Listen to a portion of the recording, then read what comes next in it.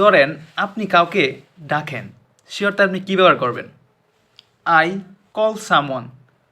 আর আমি ডাকি, I call. আমি ডাকি, আমি তোমাকে ডাকি, আই কল ইউ। এখন যদি আমি বলি আমাকে ডাকা হয়, তখন আপনি কীভাবে এটাকে ইংরেজিতে বলবেন? এখন হয়তো একটু কনফিউশনে পড়ে গেছেন। সো কোনো কাজ নিজে না করে অন্যের দ্বারা সম্পূর্ণ হলে আমরা সেক্ষেত্রে পেসিভ ভয়েস ইউজ করি। সো এক্ষেত্রে হবে আমাকে ডাকা হয়, যেমন আমি ডাকি, আই কল। সো আমাকে ডাকা হয়, that means I am called.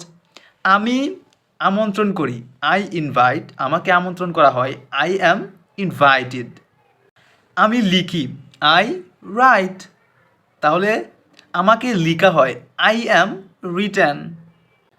তুমি পাঠাও, ইউ সেন্ড। তার মানে তোমাকে পাঠানো হয়, তার মানে you are sent. It's very simple. কোনো কাজ নিজে না করে যদি অন্যের দ্বারা সম্পূর্ণ হয়, সেক্ষেত্রে আমরা পেসিভ ভয়েস ইউজ করি। সো এইভাবে চাইলে আপনি শত শত বাক্য তৈরি করতে পারেন।